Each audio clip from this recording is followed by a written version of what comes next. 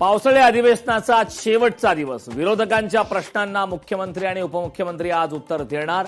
अधिवेशनानंतर विरोधक आणि मुख्यमंत्री उपमुख्यमंत्री पत्रकार परिषद घेणार. मुंबईला पाणी पुरवठा करणाऱ्या 7 तलावातील जलसाठ्यात मोठी वाढ. 7ही तलावांमध्ये एकूण 7,03,260 दशलक्ष लिटर पाणी साठा. लोणावळा कर्जत रेल्वे मार्गावरील अनेक एक्सप्रेस रेल्वे 17 जुलैपर्यंत रद्द. मार्गावर अनेक ठिकाणी दरडी कोसळल्यामुळे एक्सप्रेस रद्द.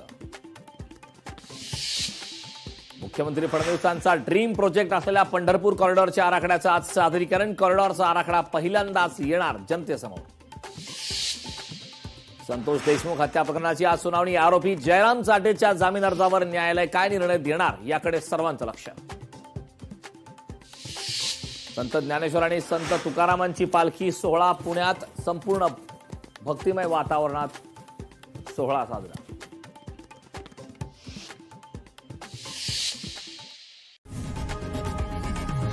लोकशाही मराठी ऐका, पहा, जागरूक रहा.